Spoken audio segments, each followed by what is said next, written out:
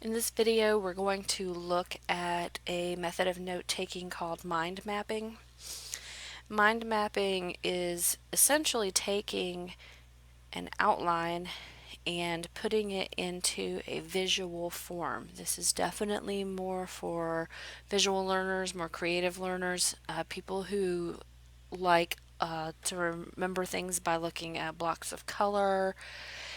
It's, I guess, a more fun way of doing an outline, but you still have the same basic principles. You're going to have your main topic, you're going to have your subtopics, and each one of those is going to have the facts that come off of them, and then it'll break it down very, very similar to an outline. You still have the hierarchy, it's just more playful and it's more geared toward the visual learning student.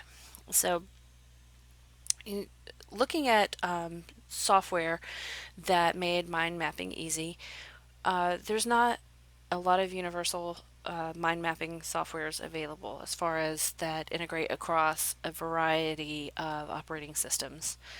The best piece that we found so far was Simple Mind, and it is available on Android and on the iOS as a free app. Obviously, as with any app, you can upgrade to Pro if you want to pay money and get more features. On Windows, however, they did not have a free version. They have a trial version of the paid app that you can check out before you pay for the subscription.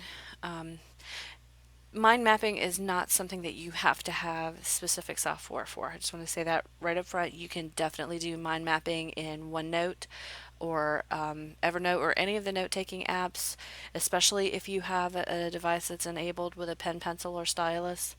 You can also do mind mapping with old-fashioned pencil and paper, just like any of the note-taking methods that we're discussing.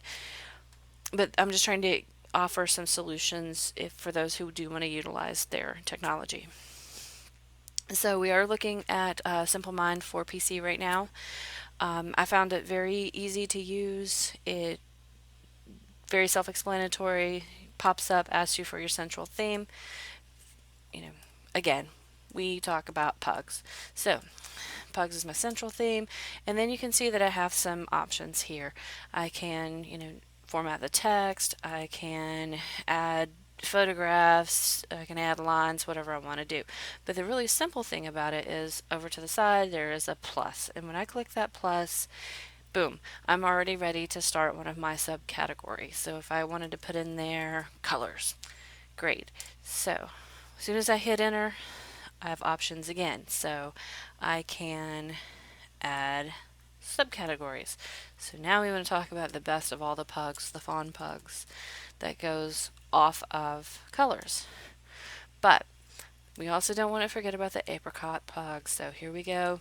We're going to add them into just so they don't feel left out, being the inferior species, whatever. But there they are.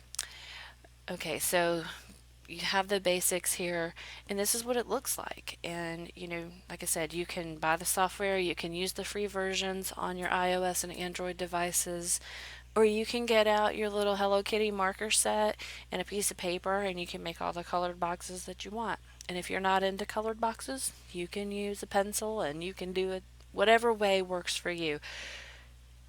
The people who benefit the most from mind maps also benefit from the colors as well, typically. So that's just to give you an idea of why we use all the different colored boxes. It's to help people to remember, okay, I remember on my pugs chart, I remember that all of the little yellow boxes, those were the facts that I was going to be quizzed on. Or I remember all of the green boxes were the major concepts. And it's easier for visual learners to remember it that way. So, brief overview of mind maps. There's definitely a ton of applications that you can use to do it. Any note-taking app is going to allow you to do it. It's just a little bit easier in Simple Mind because of the fact that it's laid out specifically to do this with.